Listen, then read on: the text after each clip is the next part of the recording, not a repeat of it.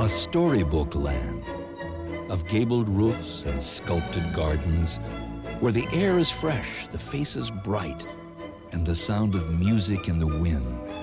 This is Austria. It isn't as though time had stopped.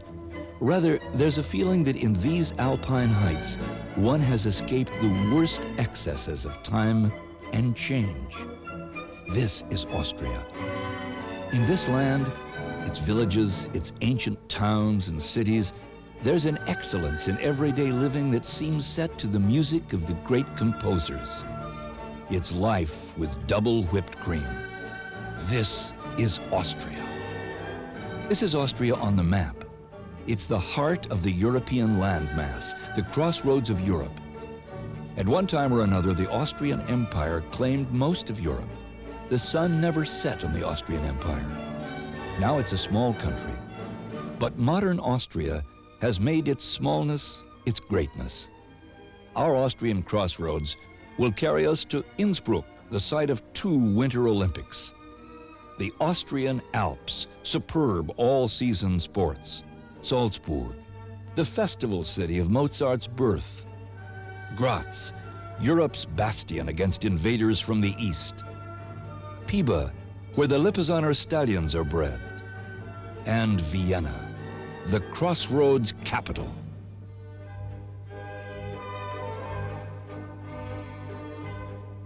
Bregenz, rising from the lakeshore, is Austria's western gateway. It's a bustling town with an international flavor. Here you can get your first taste of Austria's life with whipped cream.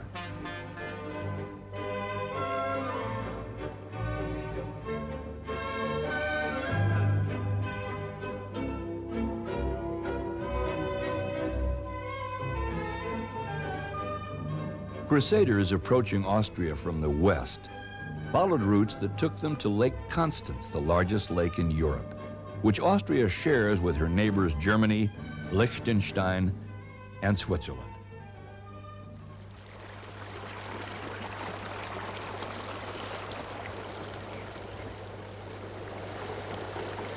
Departing lakeside Bregenz for Innsbruck, we begin penetrating the Alps. These alpine ranges rise from the brow of Central Europe like a crown, with multiplying vistas of glacial peaks and fertile valleys.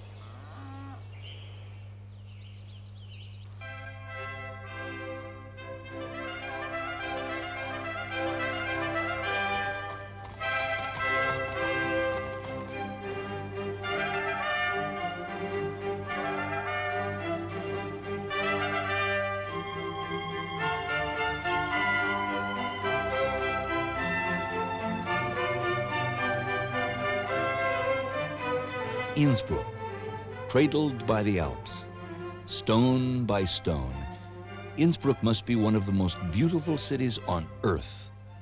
In this historical capital of the Tyrol, 120,000 inhabitants move in a melding of the medieval and the Baroque.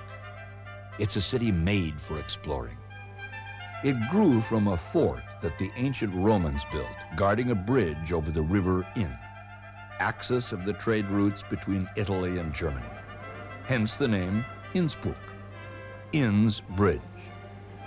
The city celebrates its Roman beginnings with a dress-up parade.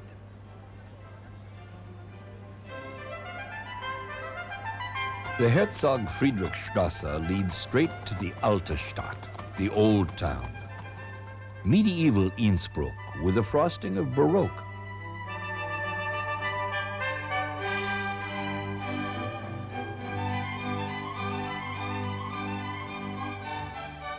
Here, shop signs still denote the proprietor's trade, craft, or wares, as in the Middle Ages when most people couldn't read.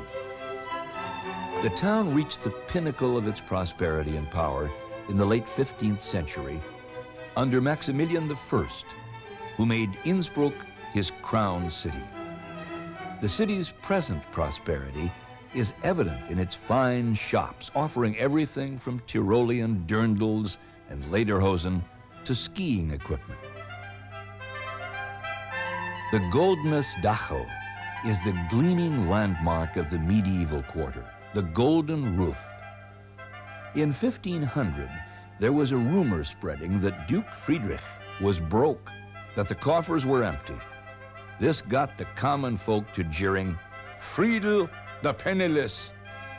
To dispel the rumor, the flustered Duke tiled the roof of this alcove with 3,450 gilded copper shingles.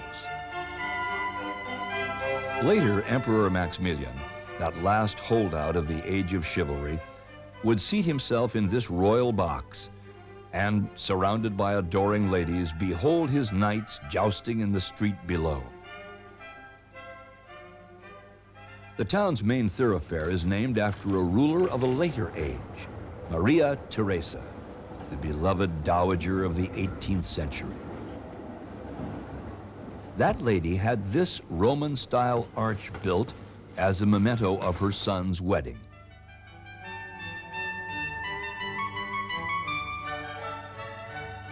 With the matriarch's eye for renovation, she redid the old 14th century palace in what was then up-to-date Baroque. This is the room where the royal brood gathered for breakfast. The dining room is more formal. For bigger affairs, they'd open up the Giant's Hall, 2 stories high and lined with family portraits.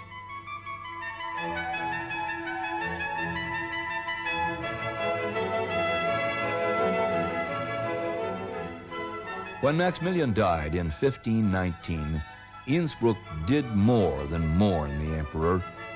He is memorialized in the court church of the Innsbruck Hofburg, his prayerful image guarded by his ancestors, knights and ladies in burnished bronze, emperors and kings holding vigil. King Arthur of the Round Table counted among them. It is the stuff of legend, but the tomb is empty.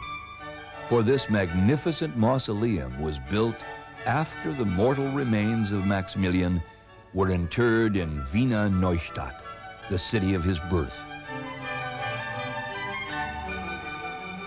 Here the Alps are everywhere you look, nesting the city in a sweeping circle of peaks and playgrounds.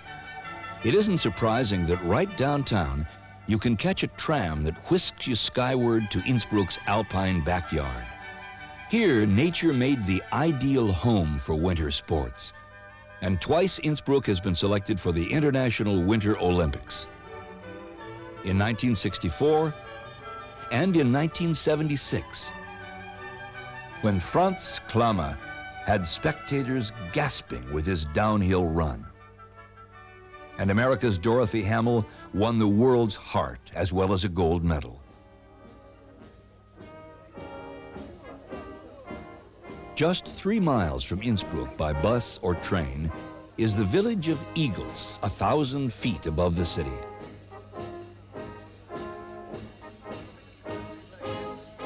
A traditional alpine village with fine hotels and the lusty spirit of the mountain people. The Olympic bobsled run is here. Many who come here to ski headquarter in Eagles.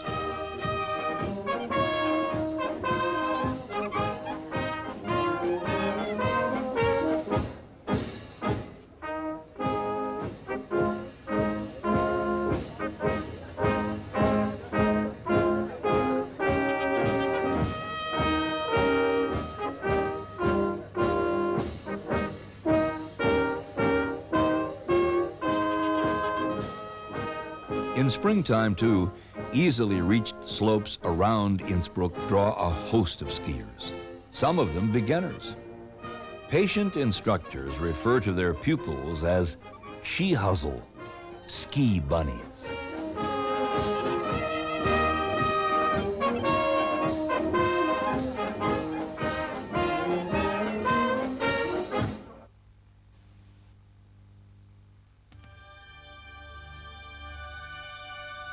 Skiing began in Scandinavia as a means of overland travel, but it's Austria that has developed skiing as a sport, a skill, almost a way of life.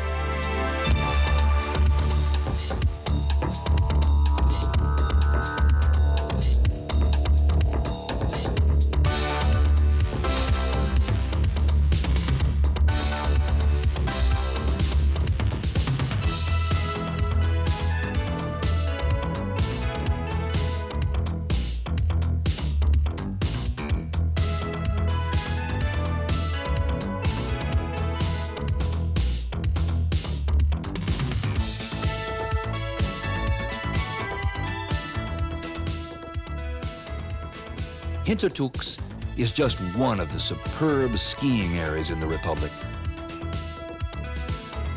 In Hintertux, there are 453 miles of trails. You need never ski the same trail twice. The epitome of Austrian skiing is at Kaprun, on a 10,506-foot mountain called Kitzsteinhorn. Skiing here is called the Great White Temple. The approach to it combines reverence with daring do.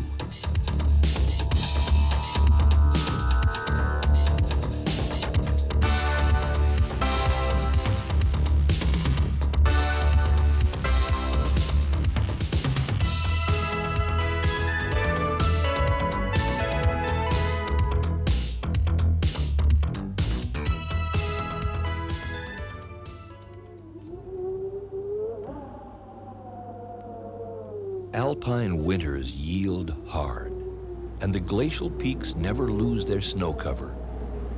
Yet summer's warmth draws tiny rivulets from the snows, which gather in freshets, forming cascades of melt-off. Kreml Falls are the highest in Europe, its torrents tumbling in 3 stages.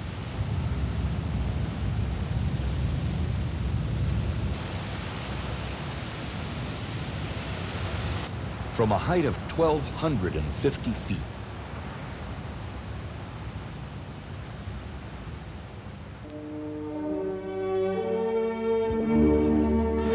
we are on the Zugspitze in western Austria, rising higher, higher, to the heights of some of Europe's loftiest peaks. We're pursuing something as elusive as a dream, seeking the heart of 1,000 songs and poems. Still rising, still seeking, we search the glaciated rock in the cold, thin air. Just a glimpse. At last we're rewarded. That shy and precious flower, the Edelweiss.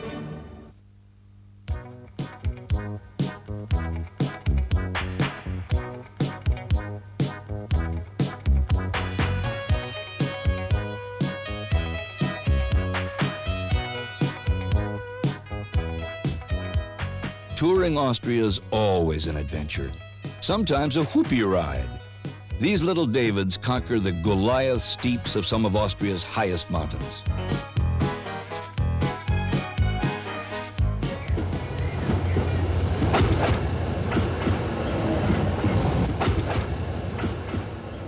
In transit, today's traveler can cross into Austria in the same railway carriages where continental celebrities were once pampered.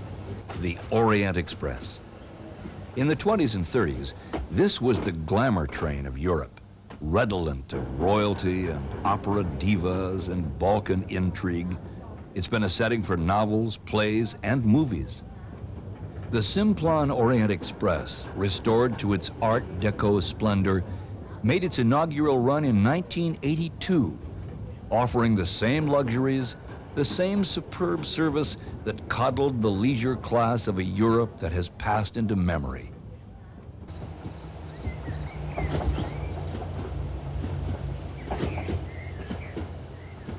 The beauties of the Tyrol have long attracted visitors. The British have been taking holidays here since the 1700s. In 1906, the multimillionaire American J.P. Morgan vacationed here with attendant publicity. Ever since, numerous Americans have followed suit, particularly the sports-minded.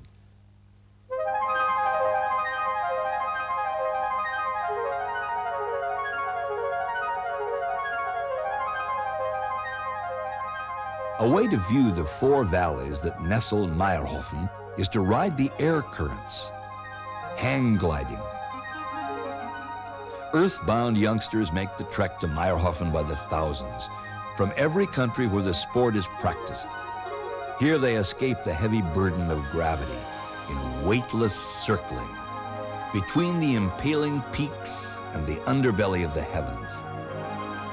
In a patch of open meadow surrounded by mountain steeps, is Meierhofen, a village of 3,000.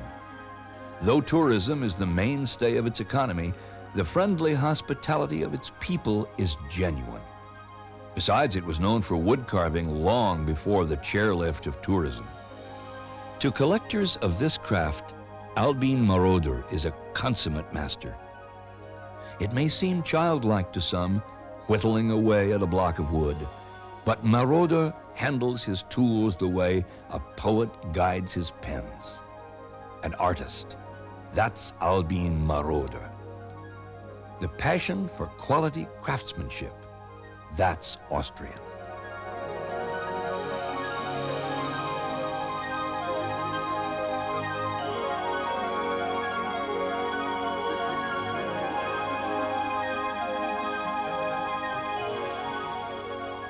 Austria is one of the fine crystal and glass producing nations of Europe.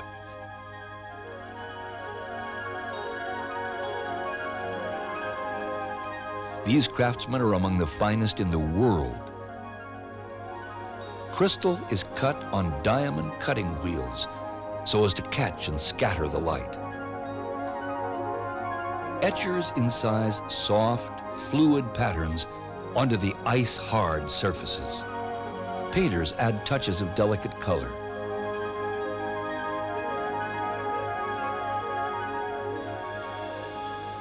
Glass blowing demands a keen eye, dexterity, and imagination.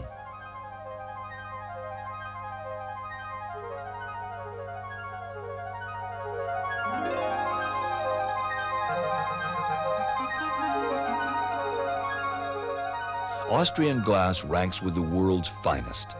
Another insight into this nation's commitment to excellence.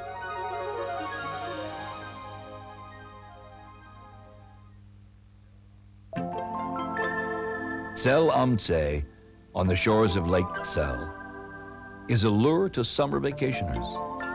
Sailing, swimming, all the water sports, and lakeside promenades by the Grand Hotel.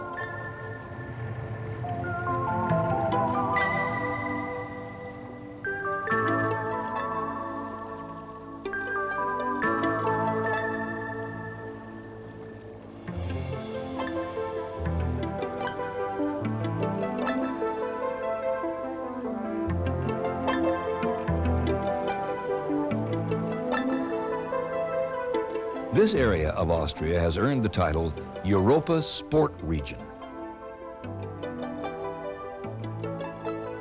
It's an all-season getaway with skiing, skating, and tobogganing in winter. The year-round population is only 7,500, but there are 14,000 guest beds. There's a gliding school here. And gliding airborne, you can see for yourself why Zell is called Europe's cleanest lake.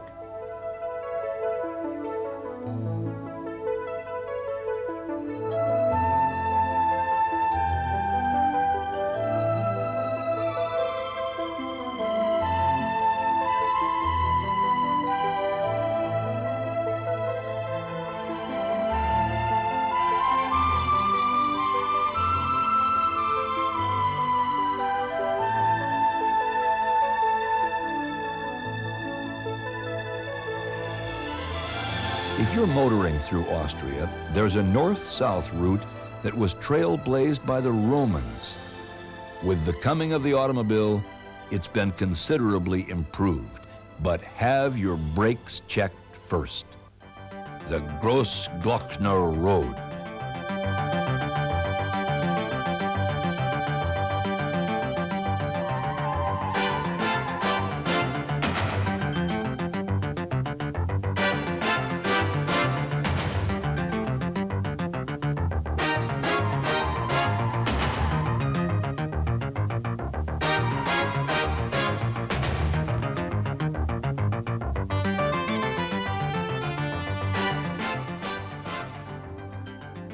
Climbing Austria's highest mountain mass, the Großglockner Road is a triumph of engineering over the Alps. A toll road, its entire length is open throughout the summer and sometimes as late as October.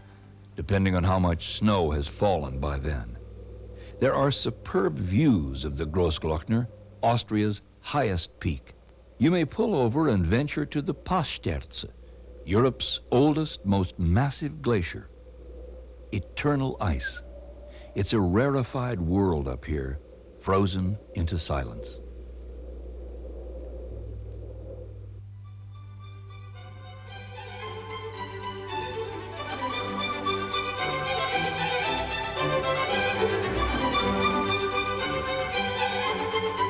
Salzburg, where city life is a year-around festival. You can hardly go to Salzburg when it is not festival time.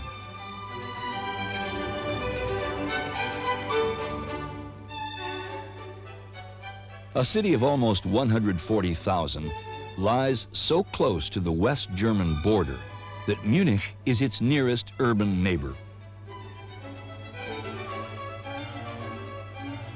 Its Baroque splendor has earned it the title the Teutonic Rome. Salzburg means, roughly, the fort that Salt built. And there it is, the fortress that has guarded this rich area since the 12th century.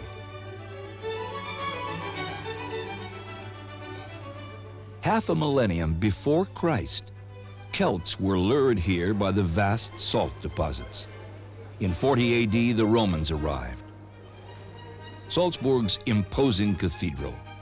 After St. Rupert brought Christianity to Salzburg, the Prince Archbishops of Salzburg became the most powerful churchmen in the German-speaking world. Using profits from the salt trade, they built a Baroque city that would rival Rome.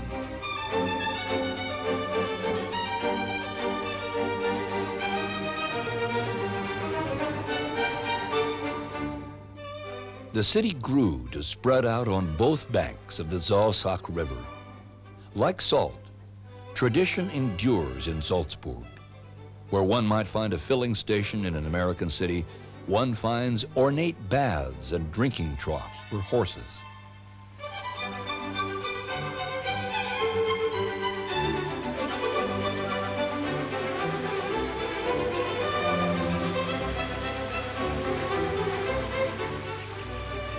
The name most coupled with Salzburg is that of Wolfgang Amadeus Mozart. He was born in this house on Getreidegasse number 9. As a small child, he was celebrated in the courts of Europe, played the piano at age 3, began composing music at age 6. By the time he was 7, he was performing brilliant public concerts. His genius is awesome. In his 35 years on Earth, he created a staggering amount of sublime music. During his lifetime, he was honored everywhere but Salzburg. Now Salzburg is making up for it. The annual Salzburg Festival, beginning at the end of July and running through August, bringing together conductors, orchestras, and soloists of world renown. The festival begins with Everyman, a medieval allegory performed in the cathedral square. Will mein Gott von mir Abrechnung will erhalten mit dir. Mozart's image looms everywhere, from bonbons to the pavement.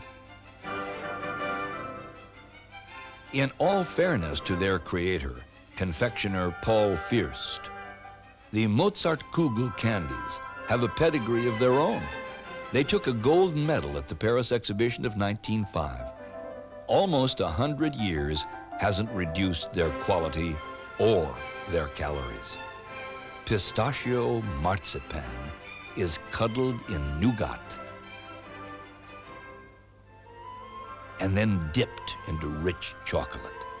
Even the dipping stick hole is chocolate filled before it's a genuine Mozartkugel. For less than $1 a bite, it's the foremost candy of the Republic.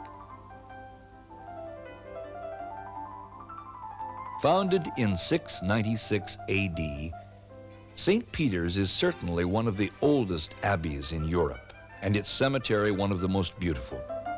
Mozart's sister is buried here.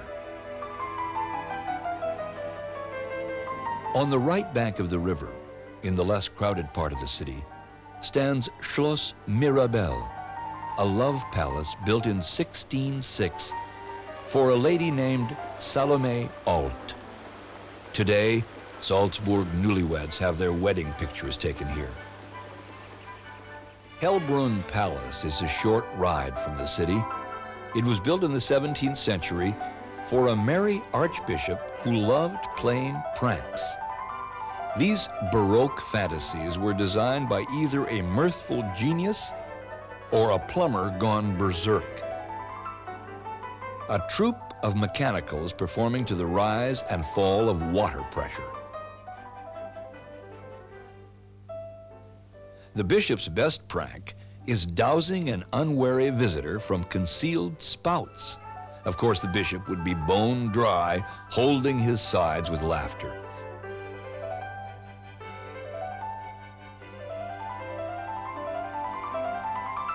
To walk this gauntlet yourself, you must take a guided tour. But then, not even the tour guide knows when the next jet's about to spew.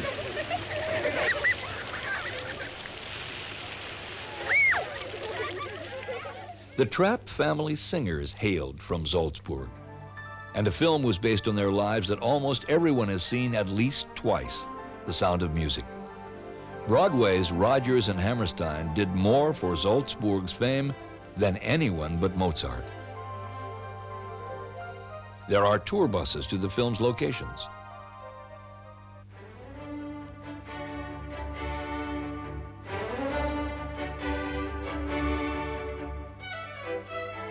Salzkammergut, a name that today might be translated the boardroom of the salt monopoly, is host to multitudes of vacationers. But for centuries, it was a forbidden territory. The area has rich deposits of that life necessity, salt. The mining of it was a government monopoly. So, the Salzkammergut was verboten to all outside of its boundaries, lest the revenue-earning commodity be smuggled out. Peasants and gentry alike were locked out and forced to pay the salt tax. In the 19th century, Emperor Franz Joseph discovered the wonders of the place and opened it up to the public.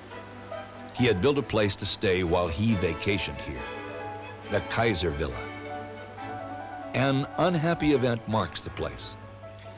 It was here that Franz Joseph signed the declaration that thrust Austria into the First World War.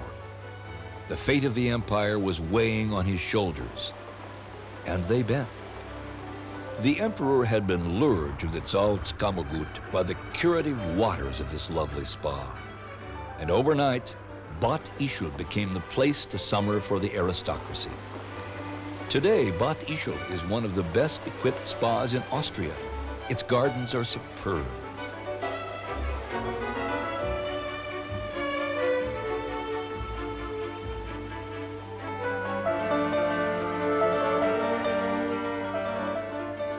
Throughout their lives, most Austrians are devoted to the game of chess. A match may be strictly private or public with oversized chessmen.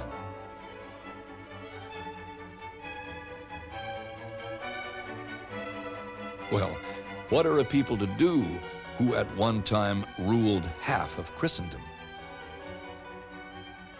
Also in the Salzkammergut is Lake Hallstatt and the village that takes its name from it. It's a picture book village, Hallstatt. Like all Austrians, through the long lessons of history, these villagers have learned to be kind to each other and to strangers. Hallstatt is the oldest community in Austria, probably one of the oldest in Europe. So many ancient Celtic relics have been dug up here that the age which produced them has come to be known as the Hallstatt epoch. And the quaint customs and charming festivals of these villagers are rooted in Celtic rituals of prehistory.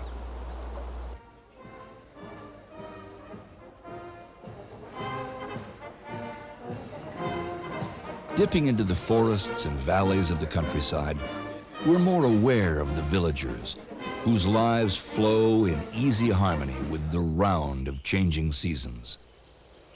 Austria has an abundance of fertile valleys and rich meadows with an inexhaustible wealth of natural beauty.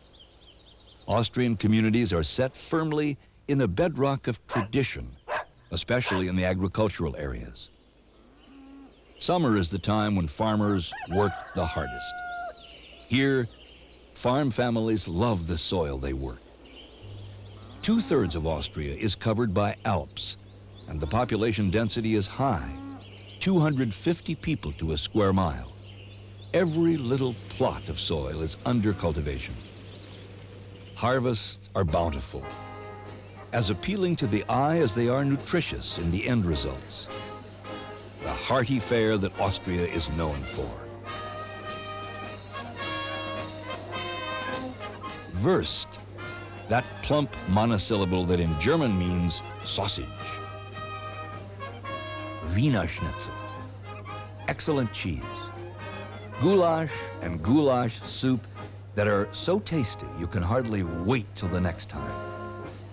Bread that truly qualifies as the staff of life.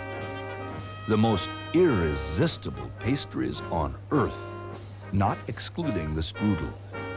In Austria, pastries are bought only in pastry shops, and bread only at bakeries. They're rarely sold under the same roof.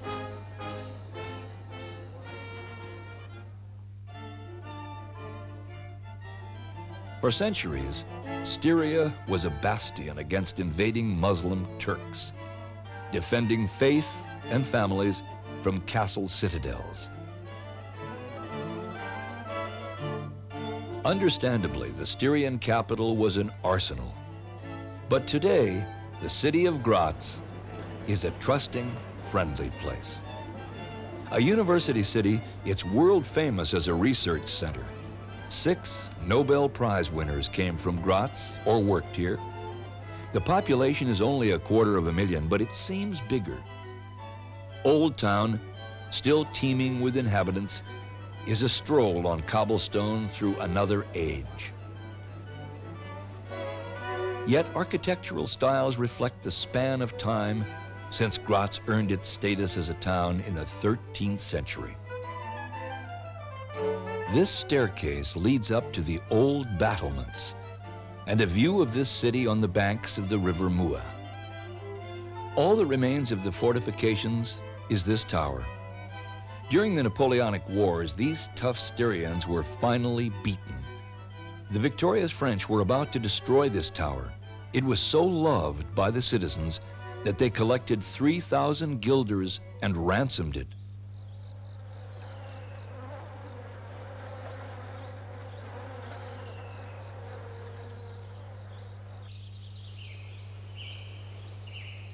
In eastern Styria, amid dense forest, rife with wild ibex and mouflon, stands Herbuschstein, a fairy tale castle perched on a mountain height. It goes back to the 13th century. The house of Herbuschstein still holds the castle, and the family lives there.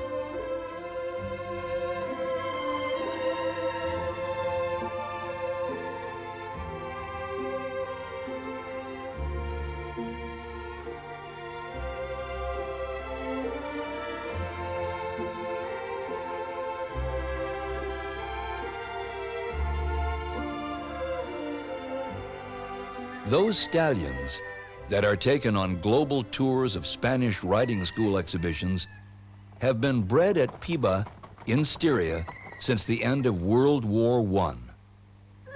They're famous with followings the world over, the Lipizaners.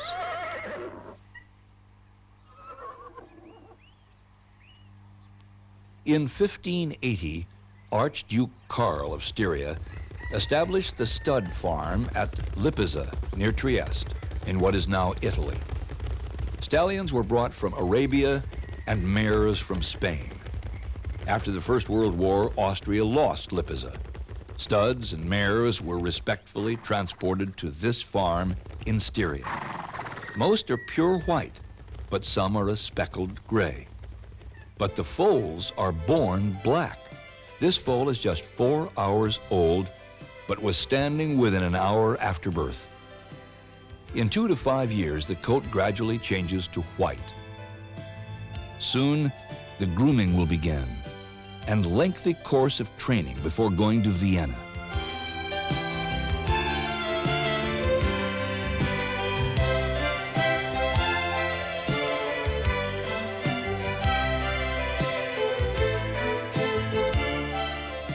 Proudly deporting themselves as the noble breed they are, they will perform as wordless ambassadors of the Austrian Republic.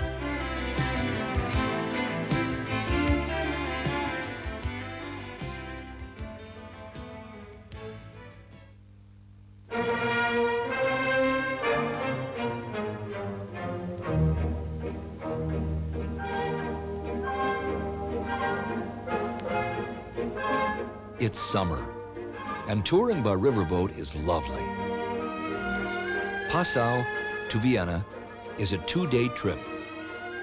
Cruising past terraced vineyards and storybook castles, villages clustered around a church or abbey, their roads steeply winding to the riverbank. The river Danube flows across the northern reaches of Austria from west to east, and streaming with it is the lore and legend of the life flow of the land. There stands Dürnstein Castle, where Richard the Lion-Hearted, King of England, was held prisoner for 13 months until a ransom was paid. Today, the town of Dürnstein is much the same as it was when Richard glimpsed it through a chink in his fortress prison wall. The timeless Danube flows gently to the doorstep of Vienna. Wien.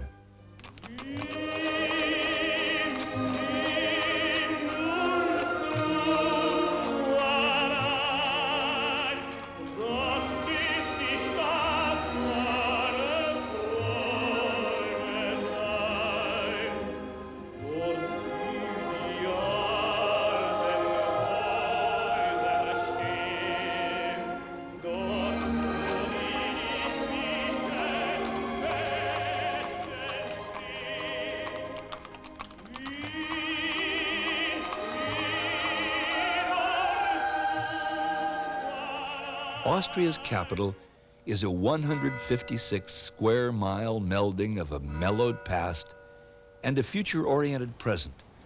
With 1.5 million inhabitants, it claims 20% of the republic's total population.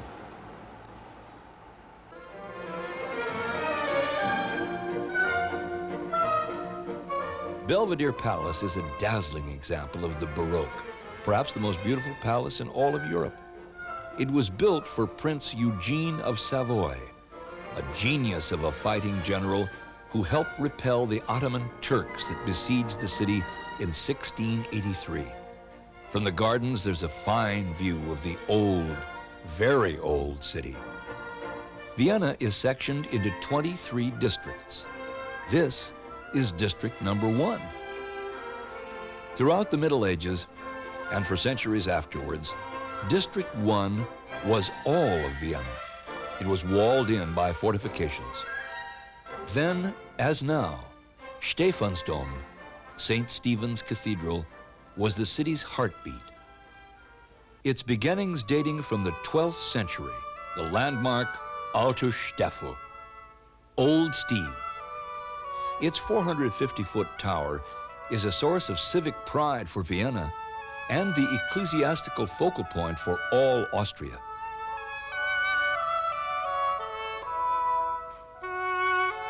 The early church fathers, Gregory, Ambrose, Augustine, and Jerome, are sculpted into this 16th century pulpit by Anton Pilgram.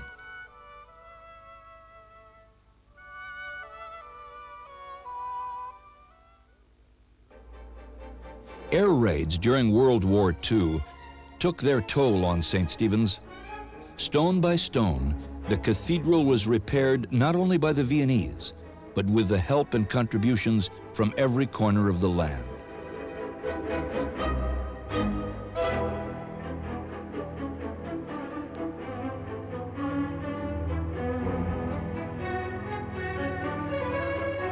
With the same grit and determination, Austria was rebuilt as the nation we know today.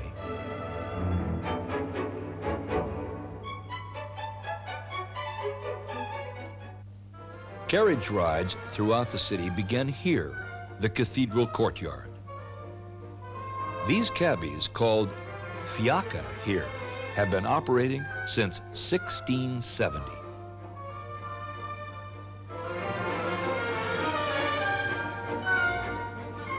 Through a labyrinth of ancient streets and passageways, the horses quivering with the high spirits of the city.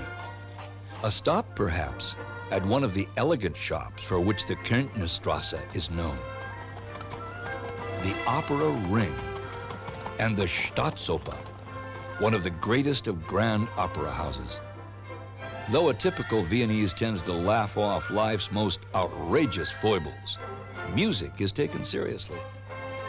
Arriving at the annual opera ball, sumptuous gowns, white ties and tails, an affair where a gentleman greets his date with "Küsst Hand, Fräulein," "I kiss your hand, my lady," a gallant custom also taken seriously by the Viennese.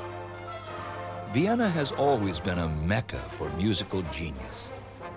Franz Joseph Haydn, warmly referred to as Papa Haydn, the 18th century patriarch of a Viennese family of composers spanning hundreds of years. Mozart of Salzburg came to Vienna as a court composer. Beethoven, a Rhinelander, who lived at so many addresses in the old city that one hesitates to ask, where's Beethoven's house? Franz Schubert, to whom Beethoven attributed a divine fire, was born in Vienna. Franz Lehár of Hungary. Gustav Mahler of Bohemia, who was a conductor at this opera house. Richard Strauss of Bavaria, and of course, the morning, noon, and night Viennese, Johann Strauss.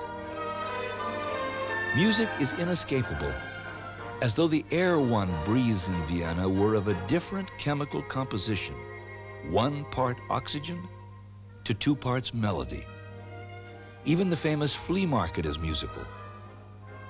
A colossal backyard sale, where smiles are traded between strangers. It's a bargain hunt for the practical and the preposterous, to the music of a one-man band. This is one of those great cities where it is still a pleasure to walk and explore. There's a surprise around every corner. When your feet ache, opt for a window seat on one of the tidy red streetcars. Vienna fills the eye as well as the ear.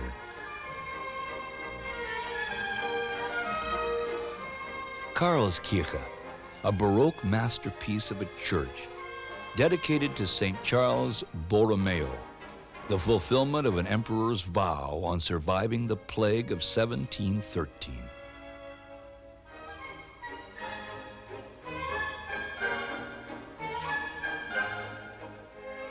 When the eye is filled, but the stomach empty, there's lunching at any number of cafes and restaurants where culinary blessings are counted before calories.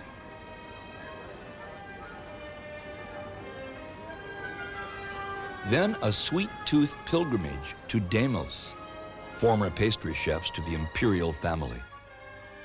Now it becomes clear why everyday living in Vienna is life with double whipped cream.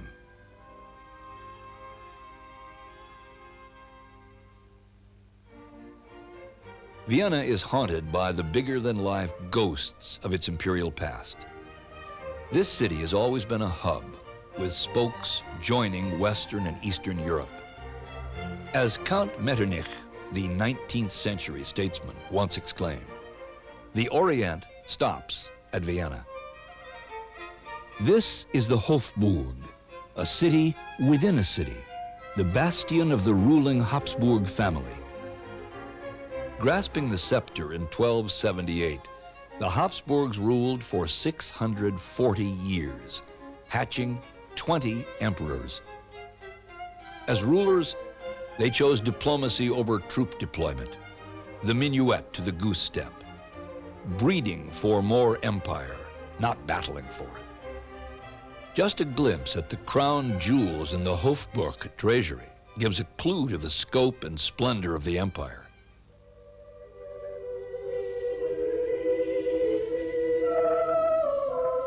The famed Vienna Boys Choir has been conquering through the heart for several centuries. This most celebrated boys' choir on earth can be heard most every Sunday morning at the Hofburg Chapel.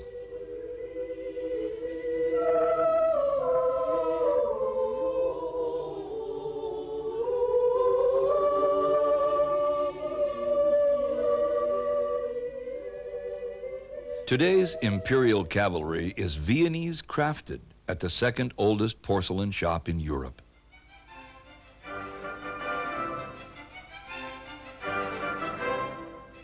But it comes to life again at the Spanish riding school with 60 Lipizzaner stallions performing the intricate steps of haute école horsemanship, established here 2 centuries ago. In an ambiance of sweet hay and damp leather, they breathe music. There's a rumor whispered that every Viennese male wants to sing in the boys' choir and then grow up to ride a Lipizzaner.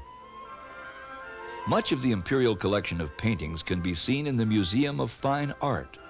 Raphael and Rubens, Titian and Tintoretto, Hals and Albrecht Dürer. It holds the world's largest collection of Bruegels under one roof. Today, in tidy apartments, women like Maria keep alive the Baroque passion for petit point. The work is painstaking, but again, the Austrian dedication to craftsmanship, 60 stitches to the inch. An evening clutch like this one can fetch thousands in US dollars. This masterpiece measures 140 stitches to the inch. Schönbrunn was the favorite residence of the Habsburgs since its building between 1695 and 1749. The palace is high Baroque. A woman is the most outstanding of the long line of Habsburg rulers, the Empress Maria Theresa, who has been called the most human of the Habsburgs. She lived in Schönbrunn. In the mid-19th century, ruling the empire fell to Franz Joseph. He was born in Schönbrunn, and he died here. He was only 18 when he took the throne in 1848, and he reigned over 20 different nationalities for 68 years. The Habsburg family marked their reign with the usual events, from royal births to royal deaths. But the times were changing drastically, and events outside were foreboding the doom of the Habsburgs. Franz Joseph died here in Schönbrunn before the United States of America entered the Great War. On Armistice Day 1918, Austria became a republic, a small republic indeed. But the dismembered empire did not go unmourned. These are the quarters of Sigmund Freud, the Viennese who revolutionized human psychology. There are visitors who come here as though to a shrine. Of the dismembered empire, Freud wrote, "Austria-Hungary is no more. I do not want to live anywhere else." Today, Vienna gleams anew as an international crossroads, as the world's 3rd UN headquarters, in Donau Park on the banks of the Danube. Today's Viennese have orchestrated their past, present, and future into a harmony unique in all of Europe. Full-dress balls still tumble over the calendar as in Habsburg times. The many balls of Fasching, the physician's ball, the chimney sweep's ball, the masked ball. And the dancing isn't always to Johann Strauss.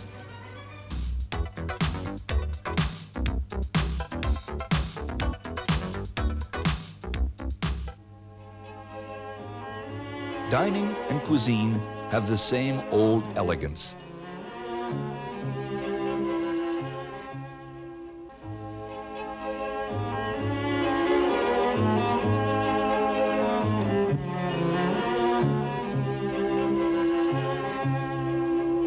With a rush for seats at 3 opera houses and 31 concert halls, Vienna is still the capital of music.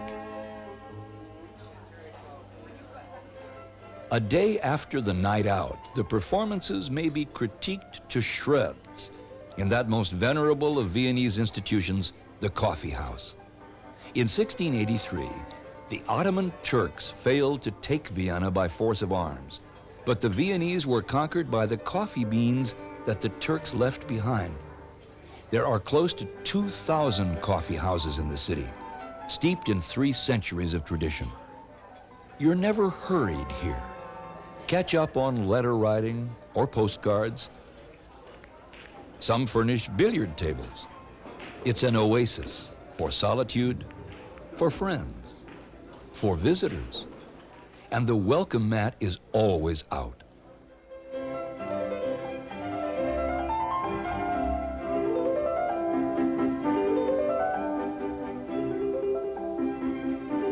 In 1828, Ignaz Bösendorfer began crafting the Bösendorfer pianos that have made the name a hallmark of quality.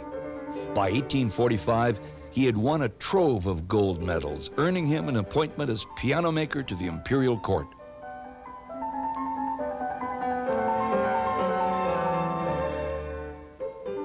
Today, the Bösendorfer Grand sets the standard for piano manufacture throughout the world. Its quicksilver reactions, its profound bass, the tonal brilliance of its keyboard are unequaled. Johann Strauss, warmly nicknamed Shawnee by the Viennese, composed the world's best-loved waltzes on his Bösendorfer.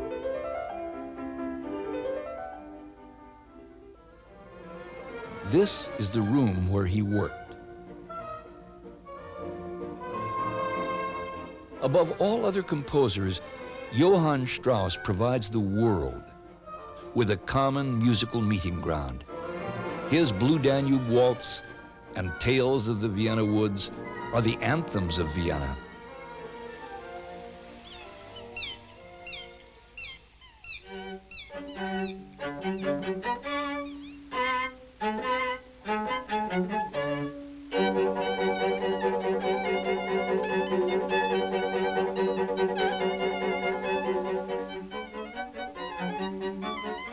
About 15 minutes from the heart of the old city, the Wienerwald begins, the Vienna Woods. In all, several hundred square miles of rolling hills and forest crisscrossed by native deer and paths for strolling. It's a haven for nature lovers and just lovers.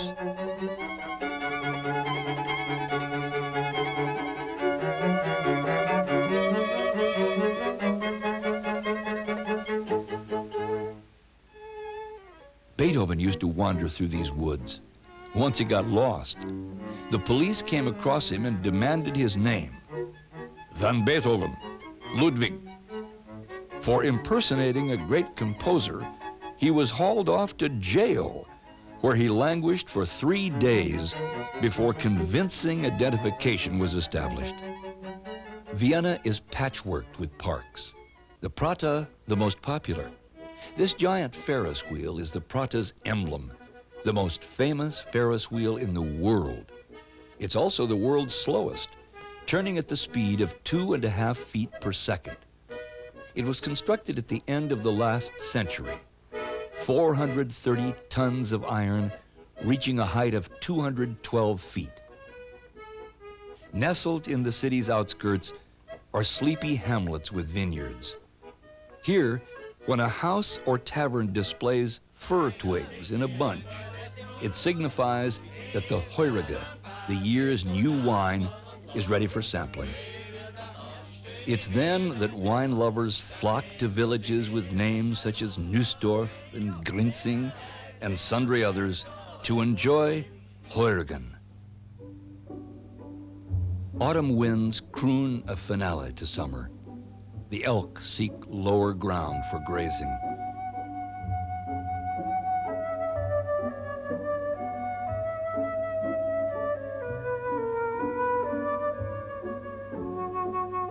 A quiet settles over family farms. Towns take on a warmer, cozier look, with ricks of firewood stacked neatly under the eaves. Any construction being done must be finished before the first snows. Here, there's an alpine style that's adhered to for both homes and structures housing businesses. For their form and function, balconies are usually a part of the design, and harmony with the alpine landscape is paramount. This building with, not against nature, has a long history. It's hard to tell the difference between this contemporary home and this one, built in 1723. Winter arrives, dressing the land in white.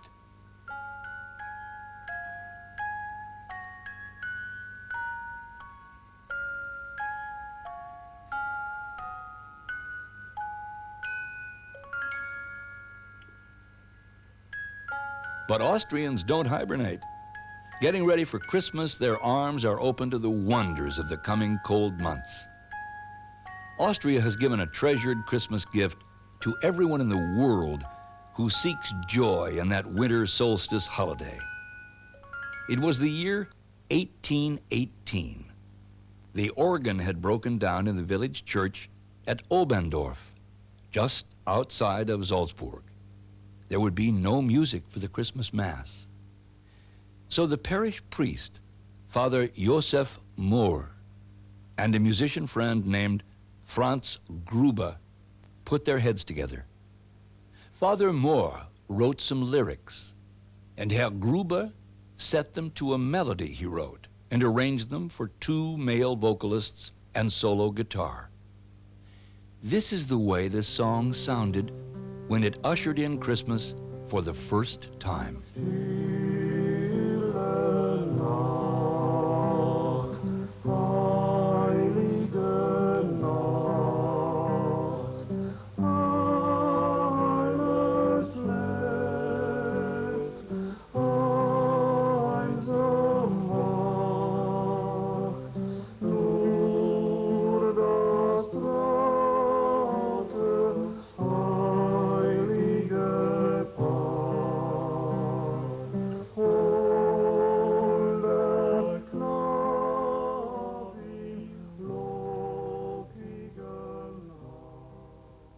This is Austria, a land for all seasons. This is Austria, all the greatness of its cities, all the splendor of its natural setting, the day-by-day celebration of its glorious past, all the warmth of its people. This is Austria.